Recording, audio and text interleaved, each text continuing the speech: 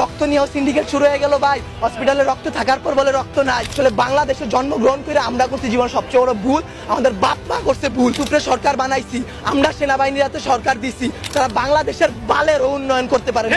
তারা 36 দিন পর তারা এনসিপি গঠন করে। তুলাই অভিশপ্ত না, অভিশপ্ত বাংলাদেশের রাজনীতি। রাতের বেলা লাশ গুম করেন না। মৃত সাগর বানাই দিতে আল্লাহ 2 মিনিট ভাবে নাই। ফেরাউন্ডে পানিতে ভাসাই দিতে আল্লাহ 2 মিনিট ভাবে নাই।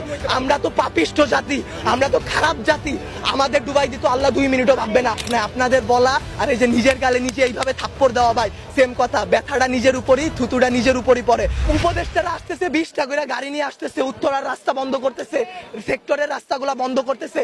এতে যাদের যেই সন্তানগুলো আহত হয়েছে, নিহত হয়েছে, তাদের বাবা মাদের ঢুকতে দিতেছেন না আপনারা।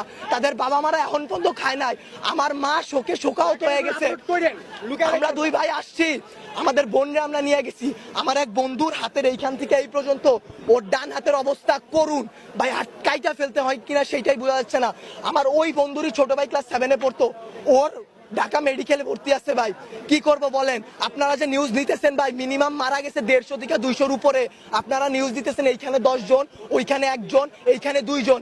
আসলে ভাই বলতে গেলে কি, আমরা উপদেষ্টা আনাইছি, আমরা ইউসুফরে সরকার বানাইছি, আমরা সেনাবাহিনীর হাতে সরকার দিছি।